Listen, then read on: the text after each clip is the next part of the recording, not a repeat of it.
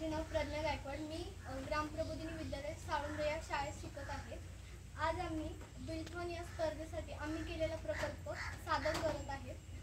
आम्ही केलेला प्रकल्प वर्मी कंपोस्ट वर्मी कंपोस्ट हे खत सेंद्रिय खत आहे.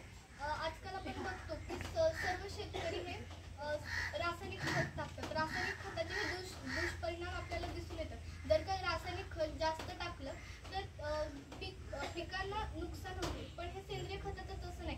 सेंद्रिय खत आपण कितीही टाकलं तर पिकांना काही नुकसान होत नाही. सेंद्रिय खतामुळे सुपीकता वाढते आणि रासायनिक खतामुळे सुपीकता ही जमिनीची कमी होते आणि सेंद्रिय खतामुळे पीक देखील चांगलं येतं.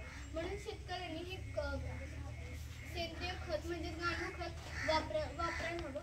या गांडूळ खतामध्ये आम्ही वापरलेले साहित्य म्हणजे गांडूळ खत, गांडूळ बेड, कुजलेला शेण, कचरा, अजून पाणी आणि गांडूळ, हे सर्व साहित्य आम्ही या बेडमध्ये टाकलेले आहे. आणि हे खत जेव्हा तयार होईल तेव्हा शेतकरी ते विकत घेतल्यावर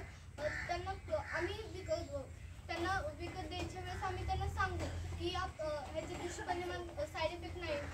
शेतकरी पहिला ह्या खताचे साईड इफेक्ट असतील म्हणून हे खत शेताला देत नव्हते, पण आता आम्ही विकायच्या वेळेस ह्याचे उपयोग सगळं सांगू त्यांना देऊ, म्हणून त्यांचं पीक देखील चांगलं येईल.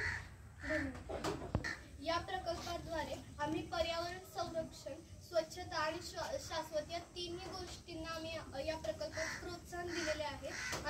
या सेंद्रिय खत बनवण्याचा आमचा संदेश आहे की कचऱ्याचं सोनं बनवा आणि निसर्ग वाचवा. समृद्ध भारत, विकसित भारत.